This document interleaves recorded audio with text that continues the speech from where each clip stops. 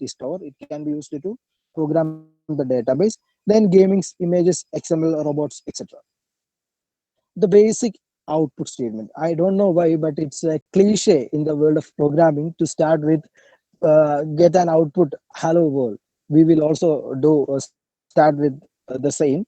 The statement we used is print. Print is a function that way it has a brackets, and to print something we just need to write print on the parent bracket. And if you just give two quotation marks, it can be single quotes or double quotes, then type the text.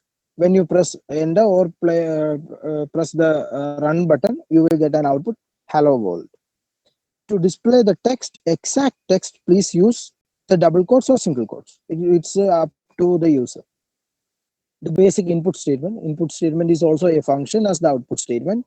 It is something like whenever you add an input statement, it gives a value. That means whenever I add a statement, what's your name, and when it's displayed on the screen, I get an option to type something like here, Alvin Roy. Let's see, Alvin Roy. This Alvin Roy will be passed to this way, this variable name. We will see in detail what is a variable. And to display the thing, we need to write print name. It will be given output Alvin Roy. I know that it's difficult to understand for a beginner. Don't worry, we can catch it up. And here you note that the name is not given in the quotes. I will explain it why in later. Then now we move to the fundamentals of Python programming. Actually, these fundamentals are almost similar for any programming languages.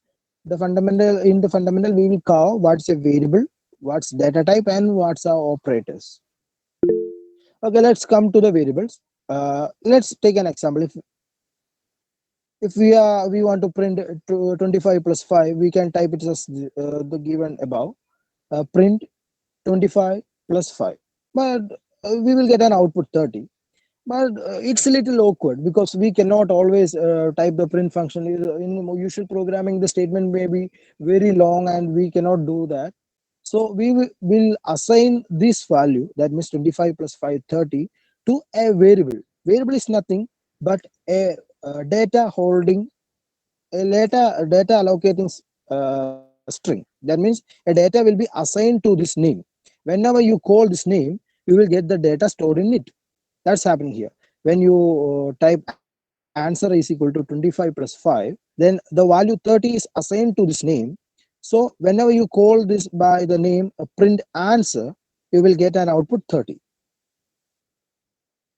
Okay, furthermore, in variables, in Python, two things are simultaneously happening in variable declaration. That one is the creation of the variable, and the second is the assigning of the variable. That means the variable is created and assigned at the same moment. Let us see some examples. Here, the word, the string, it's in programming language, it's called string. We will see it in the data type session. The string programming is assigned to subject. If I type print subject, I will get an output programming. Then I have assigned here a number 1, 2, 3, 4, 5 to a variable named number. Then very usual thing, we can store a boolean value. Boolean just means that true or false. Boolean is a data type where we store the values true or false. Here I have stored a boolean value to corona positive. That's a variable. There are certain rules where we declare the variables. That are variable. The name of the variable can contain letters, numbers, and underscores. That's only allowed. You cannot use any kind of special letters or the dollar sign, the percentage sign in the variables. You can only use letters, numbers, and underscores. You cannot use space. That's a very important thing. You cannot use space. And you cannot start a variable name with a number. And it's case sensitive. The term case sensitive will be new for many of you. Case sensitive means if think that I wrote my name capital ALWIN and I wrote my name in small letter ALWIN, then both times though the name is same, it will not be treated as equal in computer because one is in capital letter and the other is in small letter. That differentiation of computer by means of the words letter as capitalized or in small letters is called case sensitive. Python is a case sensitive language. Now let's come to the data type. In data type, we have listed five type of data types. That's numbers, strings, list, tuple, and dictionary. We will see in detail what they are. And I have also mentioned the data type Boolean. Boolean is also there. Uh, let's see now what's numbers. Numbers are of four types. That's int. Int means integer. That means signed integers. Then we can see long. Long means long integers. It can store octal and hexadecimal. While we learning programming, we need to know basics about programming. In programming, we use four type of numbering systems. One is decimal. That is the usual as we use 1 to 10. Then the second is binary. Binary means it only has ones and zeros. Then is octal. Octal means the base of the numbering system will be 8. That means you will have 0, 1, 2, 3, 4, 5, 6, 7, 8. Then you have 10. Okay. I know it may be some kind of making some kind of complication in your mind, but don't worry. Always program starts in a complication and ends in fun. Then the next is hexadecimal. In hexadecimal, we have 16 characters. That is 1, 0, 1, 2, 3, 4, 5, 6, 7, 8, 9. Then A, B, C, D, E, F.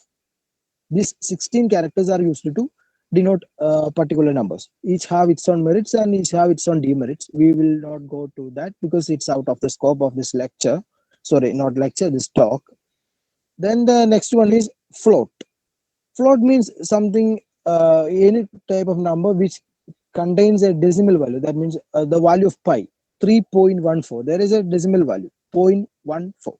That's belong to floats. Then the complex numbers. I don't know, do you have any base in mathematics since you are biological students?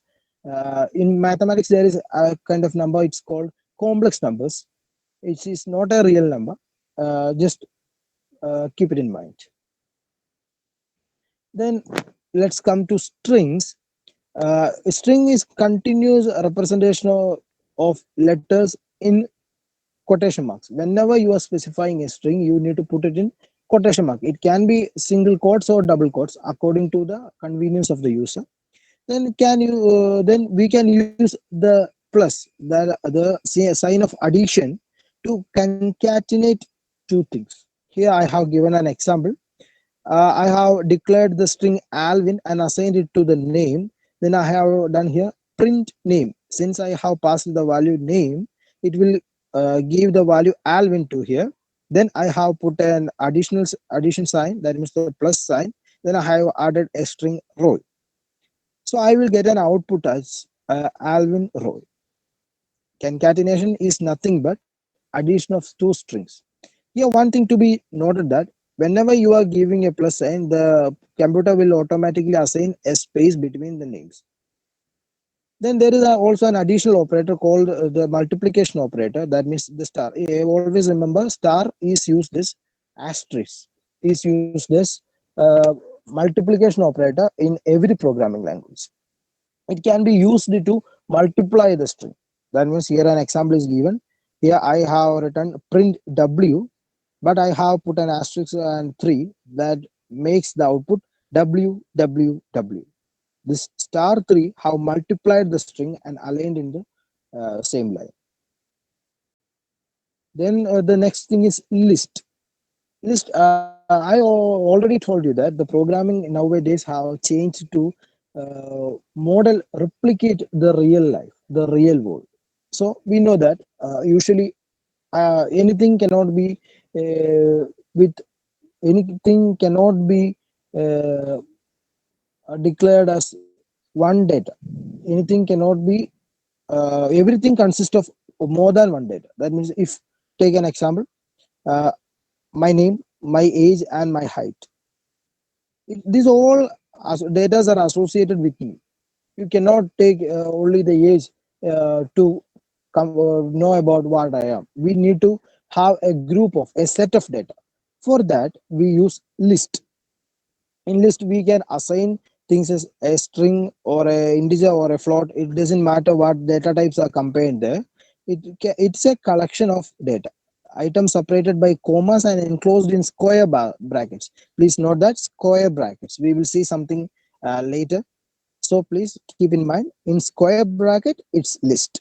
The value in the list can be edited after created. It's called mutability. There are some other things which do not allow to edit it. Here we can see that print list, we got a value Alvin 21.720000, which where I didn't assign that zeros there. It's because every data type has a specific memory allocation. That means it allows a particular amount of string or particular amount of data to assign it. Whenever it's not filled, it will assign with zeros. If it's integer, it will assign to the left of the number, which doesn't matter. That's why it's not displayed. When we in decimal number, it is assigned to the right. This output may vary as per the IDE you use. Some may display the zero, some may not. It doesn't matter much. The next is tuples. Tuples are same as list, but it's enclosed in brackets. The very basic difference between tuples and list is that it cannot be edited after it's created. It cannot be edited after created. Here we can see that uh, tuple. I'm sorry to make this mistake. Here I actually meant to print tuple. I'm sorry for that. Here we can see that tuple is assigned with three values, and its every function is same as the list. The only difference is that we cannot edit it. Then for what tuple can be used? A very basic question maybe.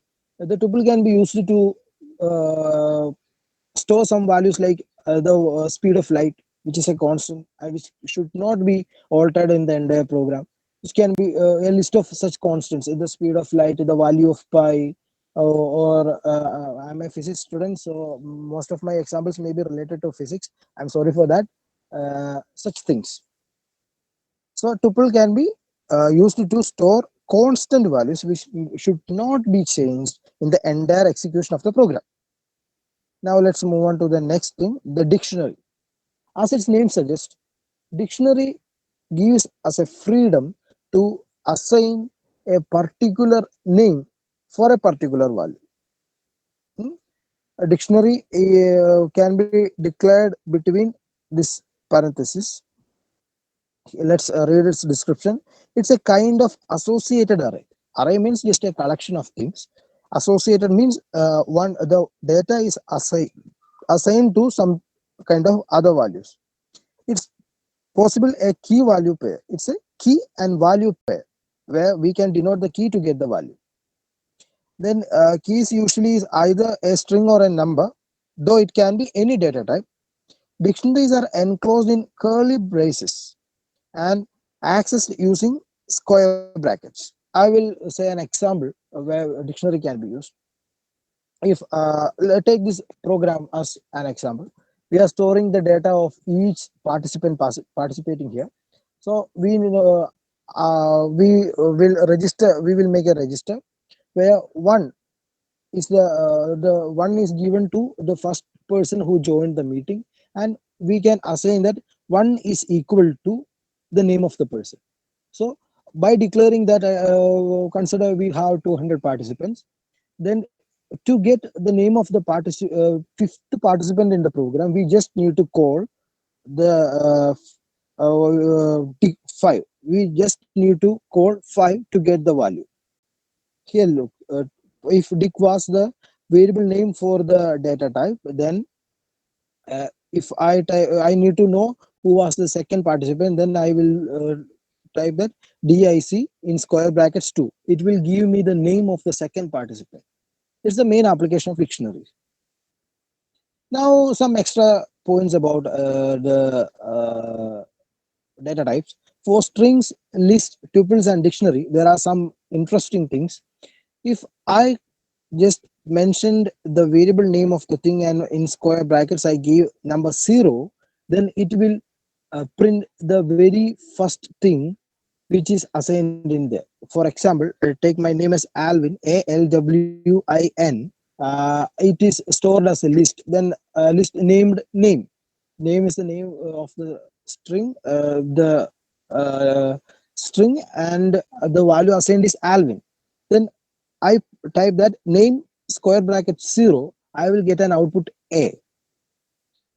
In the second line, we can see another application, that's 1 colon 3.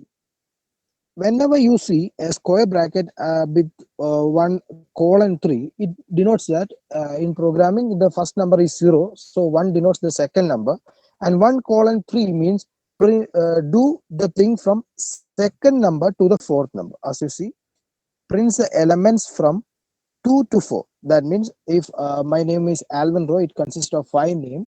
And if I type that print name 1 colon 3, then it will type A is skipped because the value of the index of A is 0.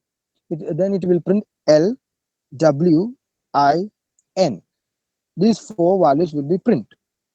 And if we skipped the value after the colon, then it will print the letters from where it is mentioned here, it is 3 to the end. So if you print the name 3 colon, then you will get an output.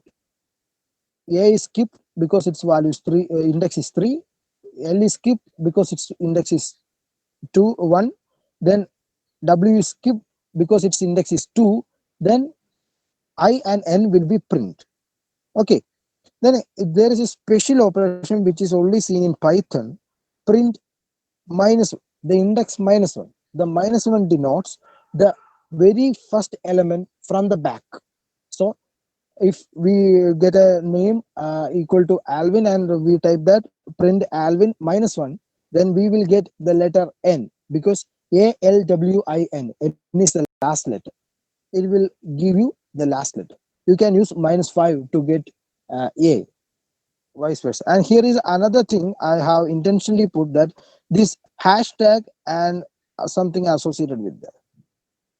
It is known as comments. That means it is done to give an idea about the program, because whenever we write a program commercially, it is not only used by us, it's also used by many other people. So they may not get the basic idea of the programming just looking through it, because it may be a simple program, maybe have thousands and thousands of lines. So we use hashtag and type some introduction about the uh, the program or the block below it. It is just to give a basic idea, and whatever you write in the same line which begins with a hashtag is not treated as a part of the program by the computer. It's known as comments, giving comments. Each line, whenever you write comments, it should start with hashtags. It's the only thing. Then the next thing is casting. Casting means in many real life situations you may need to convert a data type to another. For that, the casting is used. Here we can see that B is assigned with an integer with a string 5. It's why it's string, because it's enclosed in quotes.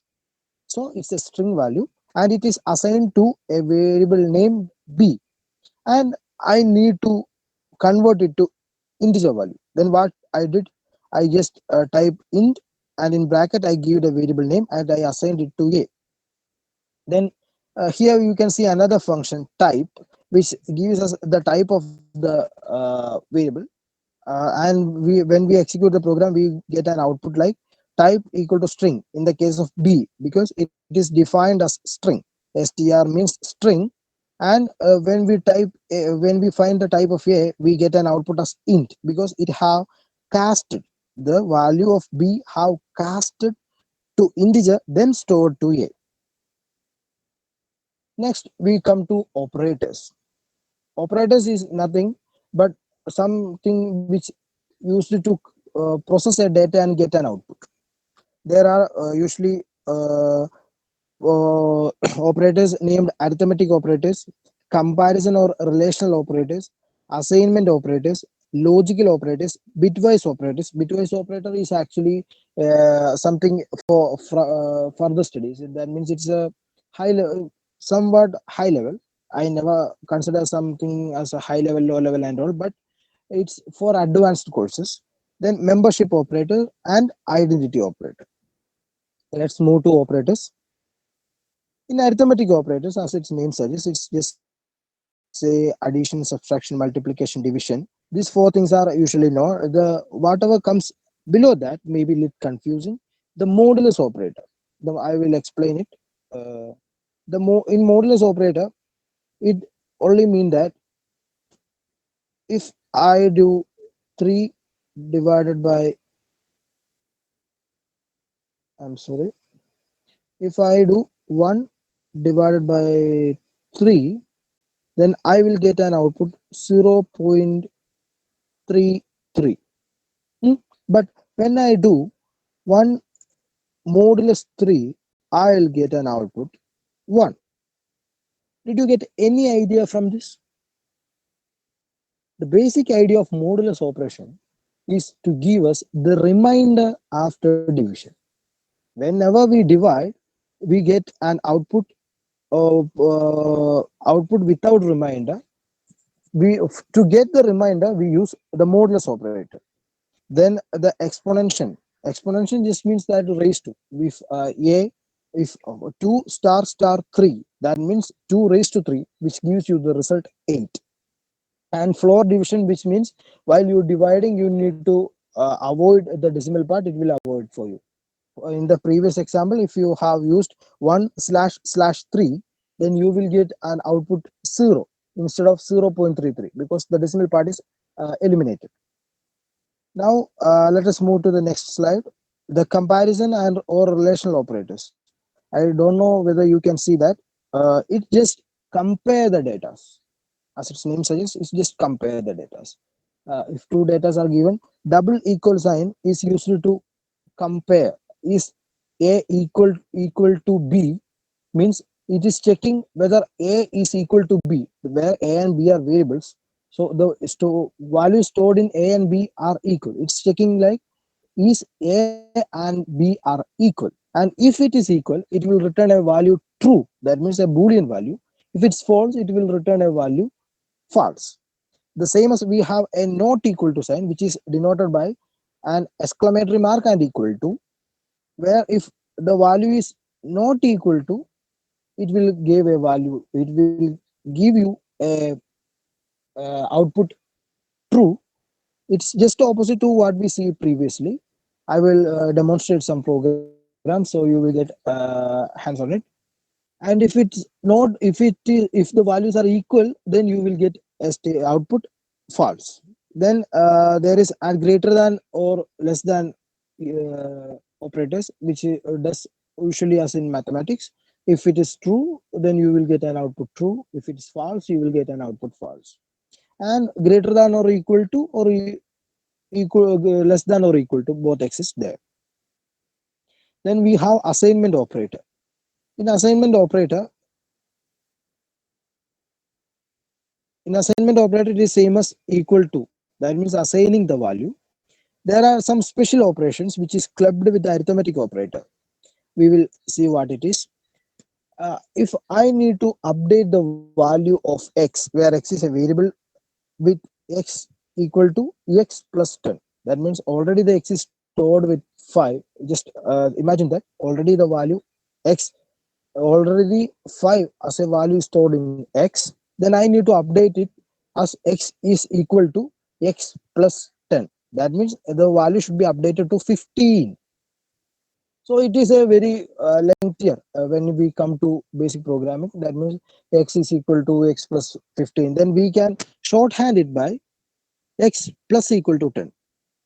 That means x plus equal to 10 is equivalent to x equal to x plus 10. The same follows for the rest. Then the logical operator. The logical operator is some kind of a bit variety one. In logical operator, if this is gives you and means it will only become true when all expressions are true. That means you can club to value. I will demonstrate it. It will be more convenient to understand the concept. And there is or. Or means if it will give the value true if any of the given statement is true. And there is a not operator which just shift the value. If the given value is true, then it will shift it to false. If the given value is false, it will shift it to true. Then bitwise operator, it just convert a string or a number to binary bits, then it just convert it. So I think it may be a bit difficult and not much applicable for you in the level of basics, so I'm going to skip. We can discuss it if you want to later. Then the membership operator. The membership operator, as is the name suggests, it will give true if the value or the variable is found in the sequence. That means if you type 5 in 1 2 3 4 5, it will give you true value because 5 is there in 1 2 3 4 5. Its opposite is not in. Then the identity operator. The identity operator just means that uh, we need to check the evaluates to true if the variables on either sides of the operator point to the same object and false otherwise. That means if y, and it's just same as double equal operation we see in the logical operator. It's just check whether the two values are equal or not. Then we are going to the next and last session of today. The control structures. Control structures consist of if and else if, then nested if, then some loops, the while loop, for loop, nested loop, and loop control statements. The conditional statement. The conditional statements, the use of conditional statement is given here. We need to anticipate a condition occur. Then we need to assign a specific action for each condition. Then we need to evaluate multiple expressions. Then it produces true or false. Then action is determined for true or false condition. That's the basic concept of conditional statement. I know that you didn't get what the thing is. It just basically says if you if you are putting you are conducting a program and it's only allowed for boys. I'm not speaking about gender inequality. Just case take the case. If you are allowing the user to input a value, boy or girl, B or G, then you need to know, print the value, yes, you are admitted. If the value entered is B, and you need to say sorry, you cannot be admitted if the value is G. That is the appropriate condition occurring. We need the conditions occurring, either it could be B or it could be G. Then a specific action should be taken. That's we say if it is B, we can accept him. If it is G, we cannot accept her. That's a specific action for each component. Then we have accepted a value which is assigned to a variable. Then we are evaluating the expression. Then a result is produced. If the value is equal to G, let's suppose the expression we given is the value is equal to G, then it produces a true or false value. If we have entered the G, then it will produce a true value. Then it will execute you are not admitted clause. If it is a false value, it will not execute that statement. Instead, it will shift to the another statement given below it. That's a basic idea about control statements. Let's move further on it. The first control conditional statement is if. If consists of a Boolean expression followed by a statement. Boolean expression only means that uh, the after the execution, it should return true or false value. So here it then it will execute the its expression if it is true. Let's go to the syntax. Syntax means the structure. The very first thing we write is if, then we put an expression. Expression means we can compare it to something. In the previous example I told you that if is the letter equal to G, then we will put some statements here. If and only if the value returned by the expression is true, it will execute the statements below this if condition. It the term below the if condition is actually termed as the block, if block. and you can see why it is termed as you can see that this here we can see it as a separate block, a block which is shifted to the right. So if and only if the expression returns the value true, then only the block after the if is executed. If it returns a value false, it will skip this block. The same is for the if else condition. The only difference is that we can assign a particular thing to else statement. That means if the value is true, it will execute the block after if it is wrong, it will execute the block after else. Then conditional statements. In conditional statements, the third one in the conditional statement, we can see ILF, that is the short form of else if. That means it's actually called else if ladder because it consists of a combination of elif here. So if the value here returns true, it will execute here. If it is false, then it go to the next elif, then checks whether that statement is correct or true or false. If it is false, it will pass to the else. It can you can add as much of else if to the structure. Then we finally come to the loops. The loops allows to execute statements multiple times with respect to an expression. That means an expression is given in the loop. As long as the expression is true, you can get the statement given below executed. Then we have a count declaration. I will show you that. Then we have expression is evaluated. That means the given condition is evaluated.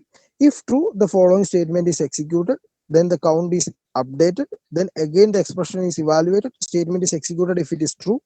The loop is terminated when the expression gives false. Then let's come to the while loop. In while loop, it's something very pretty much easier.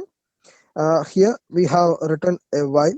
Before that, we need to initialize a count. Let's say I equal to 1. Then I have add an expression here, something like I is less than or equal to 5. Then I have put some statements. It will be executed, and I have put a count updation. Count updation means I have increased each count on each time of iteration. Then it will be executed for the first time since the number is 1. Then here when the count updation is came, then the value of I is iterate increased to 2. Then also the statement works because the condition is less than or equal to 5. Then the I equal to 3. Then again the expression is evaluated, found true. Then the statement is executed. Then count is updated to 4. Then again this statement becomes true. Then the statement expression becomes true and the statement is executed. Then the count is updated to 5. Again the count the expression returns the value true since we have given I less than or equal to 5. Then the statement is executed. Then the count is updated. Then now the I have become 6. The expression is checked. We know that 6 is not, that means 6 the expression is 6 greater than or equal to 5, which returns the value of false. So the loop is terminated. That's the process happening there. Then now we have for loop. For loop is actually used to iterate over items in a sequence, something like the strings or the list. The statement is executed if condition gives the true. The same criterions of the while loop, but here we can iterate over sequences. The same method is given here. Then a nested loop, it just means that a loop inside another loop. For loop can be inside a while loop can be inside a for loop can inside a for loop, while loop can be inside a while loop, something like a tongue twisters. It can be whatever the combination will be. It's as per the requirement and the uh, ability of the user to do the same. Now there are some special statements, something like which is usually to change the usual outcomes of a programming structure. There are four things we will go through it, and the very first one is break. Break is used to terminate a loop and transfer the execution to immediately next statement after the loop. Whenever the cursor meet with the statement break, then the loop is terminated. Then the second one is continue. Continue is used to skip one step in the loop. Just skip one step. Break is used to terminate the loop. Continue is used to skip one loop. Then the third one is pass. The pass can be used to leave a statement which is not executed, which is not actually needed for our purpose, but it is needed due to the syntax. Because syntax, as I told you earlier, syntax is the way the program should be written. But there may be some situations where these things are not needed for our programming, for our program, but it should be written, because if it is not there, then the program will not be executed, because it gives you an error, syntax error. It is called syntax error. So you cannot execute the program. So it should be there, and it should not be executed. Then you should use the statement pass. And the very last one, else. Else will be some sort of statement which you need to execute when the loop is terminated. That means whenever the loop is terminated, you need to give some kind of alert or any sort of things. Then you should use the else statement. Okay, we have reached the end of the session. Please don't be much happy. That's the only thing I want to say. Because let's look at the takeaway. Brief knowledge about the history of Python. That's okay, because history doesn't matter much. Then basic input output operations. Basically, what is variables, data types, and operators. Basics of control statements, basics of loops, and an invitation to hunt more. Here, from the statement 2 to 5, you see the term basic iterated many times. So, I invite you to hunt more for the advanced sections. So, be excited, but don't be much happy. Be happy when you have reached the advanced sessions. Okay, that's my session. I'm thankful to the coordinators and all for this such a wonderful occasion and situation. So, hello, can you hear me? Hello, hello.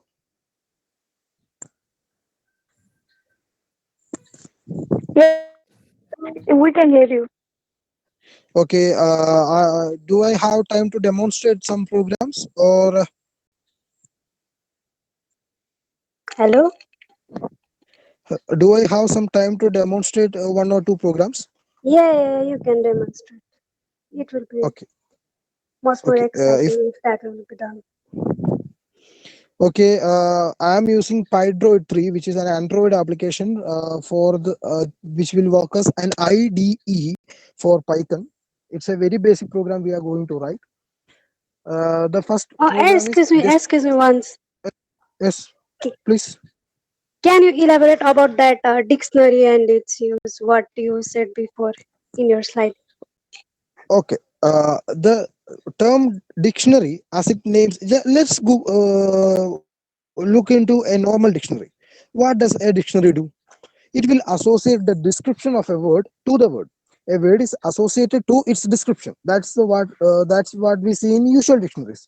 The same thing is done using the term dictionary in programming. You can associate many data to a particular assignment.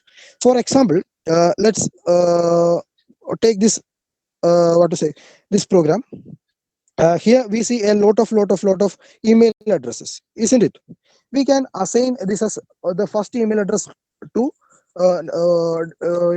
we can assign all these email addresses in a dictionary, where one is equal to ati007 at gmail.com, two is equal to run to 530 at gmail.com, etc. So it will be easy for us to take the fifth Gmail address which have came.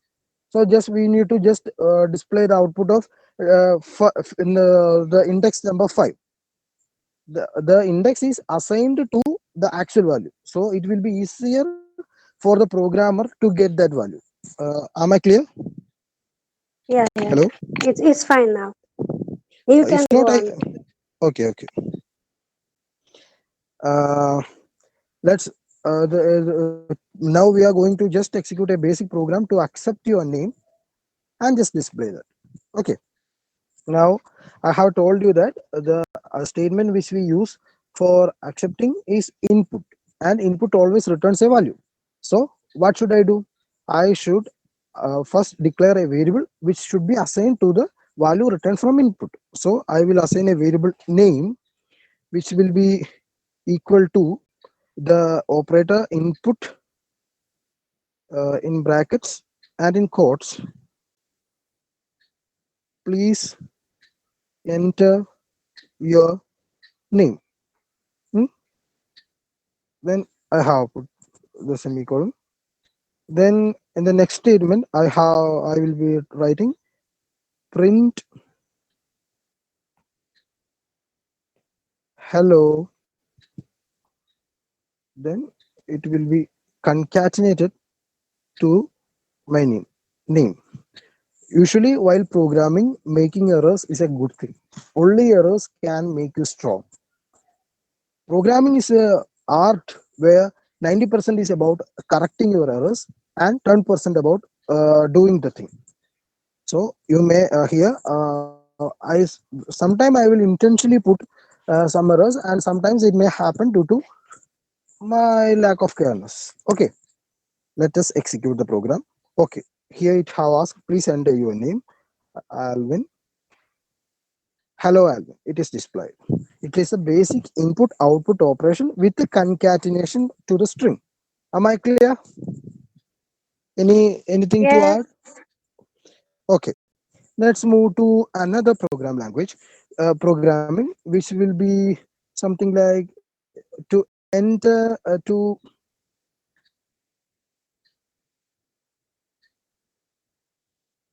I'm sorry, to calculate our age. So here I need to know first the DOB, that means the date of birth, that means the year. I will assign it as input. Please enter your year of birth. Hmm? And then what I need to do? I need to do the thing that I need to subtract it from 2020 to get the exact age, isn't it? I will subtract it. Here is a trick. I will show you. Int DOB. I think at least some of you have got why I have used the int. Then I will print uh, your age is your age is. Then I will concatenate. Sorry, I need to assign it to a variable plus age. Okay, let's see. Okay, now also we are lucky that we don't have any errors. Then please your age, year of birth. I have born in 2000. Then enter. Look at this. There is an error. How to come across this error? Then we will see that this error have happened in line 3. Let's go to line 3. Uh,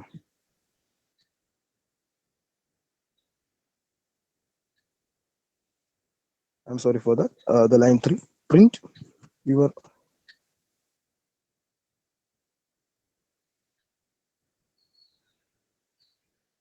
Let's try to solve it. Your age is,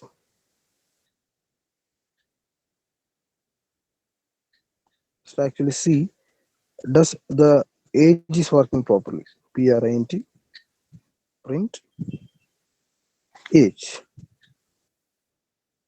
This is how we find out the problem. We need to find each step. Does it working? Is it working? Please enter your year 20. That means the assignment of the age to the variable is perfectly working. Now let us do something. We reframing this.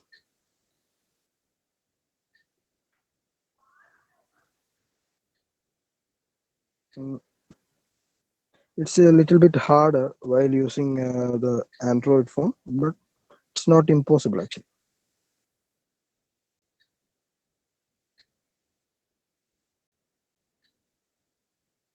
Okay, your age is,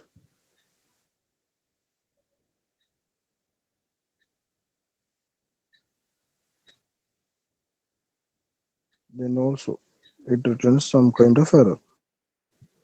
You cannot concatenate a string to int. Okay, that's the problem. Here it was written. You cannot concatenate a string to int. It need to be reassigned to string. It was the error. So what should we do? We should type string bracket, then to put an additional bracket. Now let's see. It may work or may not. Look at this. Your age is 20. It have worked. I have demonstrated how to find out the error, how to rectify it, and how to do it again. Okay, I think I am clear. Let us do a final program which will demonstrate you uh, how to use the loops. Okay,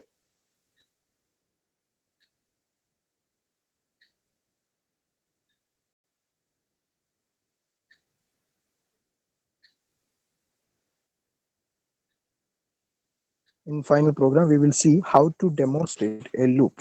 Here we are initializing a variable I is equal to 1. That's which makes the count. Then we will initialize the while loop, while. Always keep an eye on your spelling. It matters a lot in programming. uh,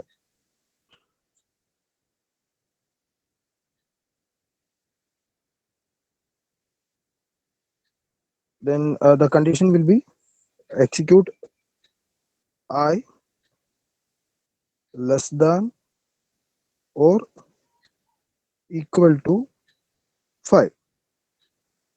Then you all remember to put the colon. Then we press an enter. Then we will type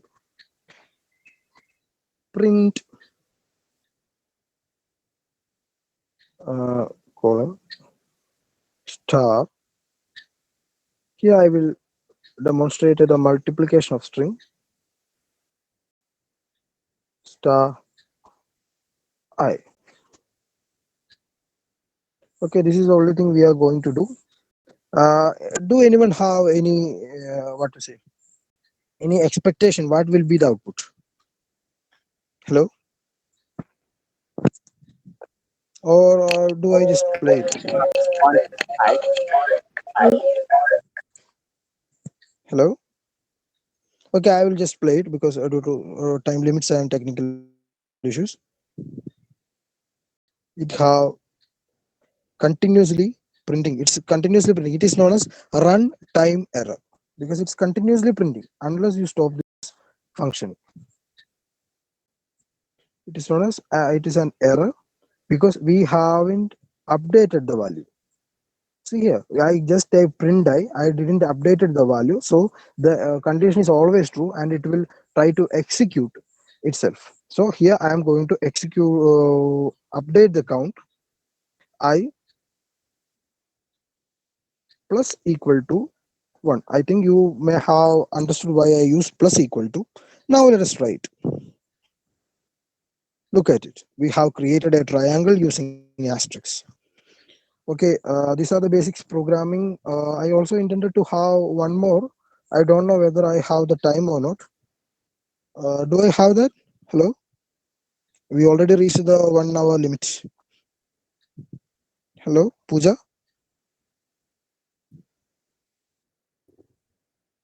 Uh, do, hello? Yes, yes, you are. Yes, yes, you are audible.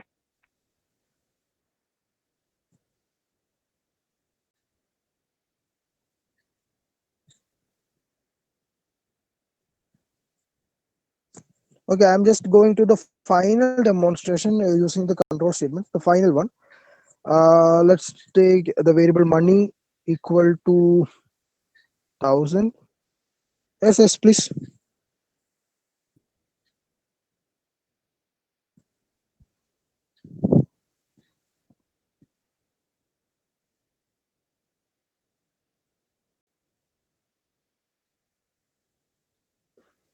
Okay, here we are assigning the day as Sunday. Then we are putting an if statement. Then we need to find an expression. Then money is equal to, here I have used double equal to, which means it is an relational operator instead of what, an assignment operator.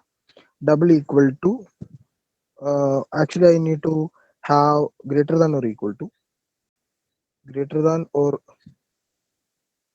equal to 750.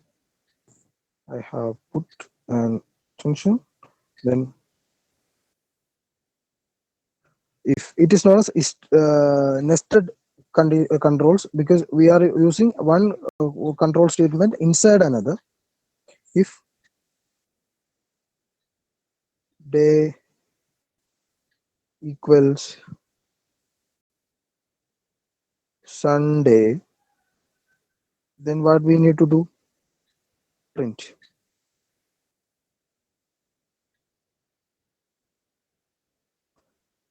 Let's go for a movie. Okay. And if the money is greater than 750 but the day is not equal to Sunday, then we need to use else, uh, else what to print.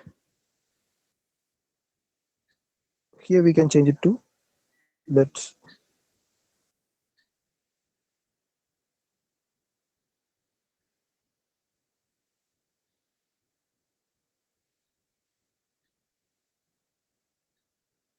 let's, okay, I'll type it. Let's go for movie. Here I will change it to, actually we are going to see how artificial intelligence works. It is the basic concept. It may differ somewhat, but let's go for shopping. Then we will add here an else statement. Else print. Sorry for that. Else, uh, let's clean your home. Okay. Do you have any idea what I have just done? I have done an Android program which suggests me what to do today. Here I have get the value, go for shopping. Actually, the spelling is wrong. Shopping. Uh, shopping. Okay, if we have any type of way to get the value for the money and the day automatically, which there is, we can make a program which suggests you to do what for today. That means a program which do schedule your day. This is the same concept working behind the artificial intelligence, the Internet of Things. We are just it's in the basic rules. If the uh, money is just 100 rupees, then what will happen?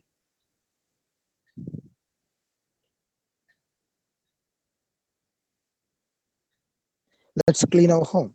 That says Then you have your to clean income is your room. uh, that means it just says that your income is so low, your bank balance is so low, so you have nothing to do, just clean your home. It's the same way how the artificial intelligence works. It's the same way how the internet of things work. It's not something like the coding which is first. The first thing is the logic. Huh? If you have the logic, then you should have an algorithm. Logic is what the answer of the question what to do. Algorithm is the answer of the question how to do. Coding is just a way to communicate to the system to do this thing. It doesn't matter much because uh, if you have the logic and the algorithm, then it is easy to find some coding people and to do that code. It's very basic thing. So the programming is not coding, but coding is a part of programming. That's all I want to say at the last. And if you have any comments or doubts, I'm ready to clear it if you are not busy and you have enough time. Pooja, you can take over. Okay, Do thank I you. need to demonstrate anything else? If you have something new to demonstrate, then you can. I think the listeners should demand. I should not bore them more than this 1 hour session. If you are bored, just you can post in the chat box so that we could go on or not. We will decide according to that. All of the participants, please put your queries or your interest in chat box.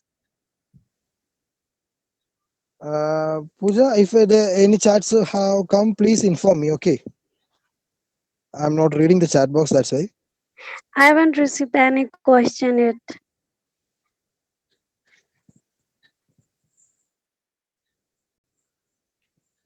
Okay, to be frank, how was the session? It was my first opportunity to deliver a session and internationally. Just be open, be frank and talk. Okay, it was never a lecture. It was never a some kind of what to say official meeting or gathering. It was just an exchange of idea between some friends. So a peer group. I'm just a man of 20, and I think you all are related to the same age, maybe 18 to 22. No more difference than that. How was it? And how is Nepal? Tell me more about Nepal. Okay. Are you not going to demonstrate furthermore? Which you said. Uh, Furthermore means what you want to Like see. That's my question. multiplication and division on that. If you could Mu- do that, just Yes, yes, demonstrate. of course. It's actually the basics. You Let had me. done last time too. Huh? So I said Okay, according to that. okay, no problem, no problem. I will demonstrate. Okay, you need to see the multiplication and can you please tell me once more? Division and Hello. multiplication. Okay. Result. I have assigned a variable named result. Then here we are going to assign the value 5. Never use the into sign. Okay, always use the asterisk into 4. Print. Uh, Sorry, we should not put the double quotes because if okay, I will show you that. That's the fun. What if I put this result in in quotes? Let's see. That's how the programmer works. Never go for the thing in the textbook. Always explore from outside. Even if you fail in exams, don't worry. Your what to say, destiny will shine hard, shine more powerfully. What's the result? Just see the result. It's not the value. That's the difference between when you put a thing in the quotes and when you don't. Let's remove the quotes and see what happens.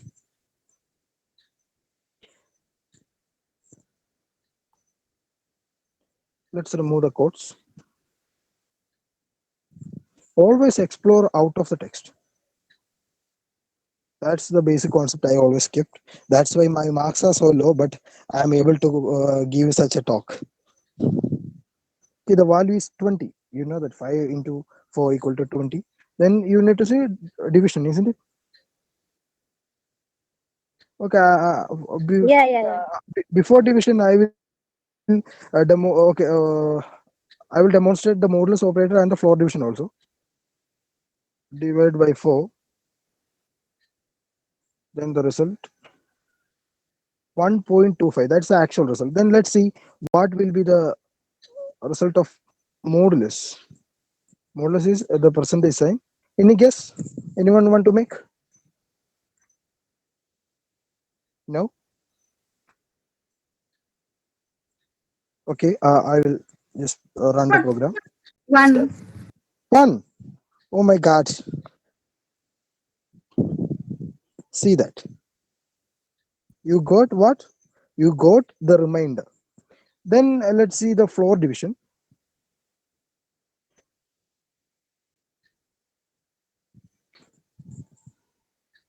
The answer is 1 because what?